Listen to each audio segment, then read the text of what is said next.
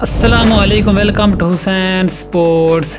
آپ کو تفصیل سے آگاہ کرتے چلیں کہ پاکستان کی بیٹنگ ایک بار پھر دھوکہ دے گئی۔ زمبابوے جیسی کمزور ٹیم کے خلاف بھی پاکستان کے بیٹسمین ایک بار پھر بے بس نظر آئے۔ پاکستانی ٹیم کے اس ناقص پرفارمنس پر پاکستان کے سابق کرکٹر بھی برس پڑے۔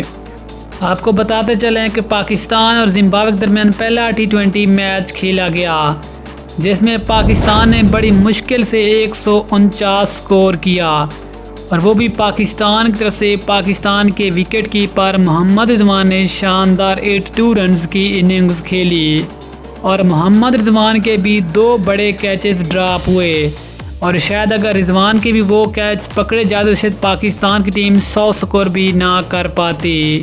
محمد رضوان کے علاوہ پاکستان کا کوئی بھی بیٹسمین بڑا سکور کرنے میں ناکام رہا، لیکن افسوس اس بات کا کہ پاکستان کے ینگ بیٹسمین حیدر علی ایک بار پھر ناکام نظر آئے۔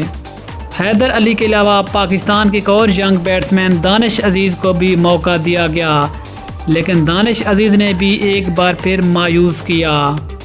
یہی حیدر علی اور یہی دانش عزیز جنہوں نے نیشنل ٹی 20 کپ میں بڑی دھوم مچائی تھی اور بڑی طوفانی اننگز کھیلی تھی، لیکن اس کے بعد دونوں کو بڑے بڑے موقع فراہم کیے گئے، جس میں دانش عزیز کو ساؤتھ افریقہ کے خلاف پہلے 2 ون ڈے میچز میں بھی ناکامی کا سامنا کرنا پڑا، اور وہ بڑا سکور کرنے میں ناکام رہے، اور اس کو آج زمبابوے کے خلاف پہلے 20 میچ میں بھی موقع فراہم کیا گیا، اور وہ آج پہلے 20 میچ میں بھی صرف 1 چھکا لگانے کے بعد پویلین لوٹ گئے۔ اس کے علاوہ پاکستان کے اور سب کے فیورٹ بیٹسمین حیدر علی تو بالکل نکارا پرفارمنس دے رہے ہیں، جس کو تقریباً 10 ٹی 20 میچز میں موقع دیا گیا، اور وہ کسی ایک میچ میں بھی پرفارم کرنے میں ناکام رہے ہیں۔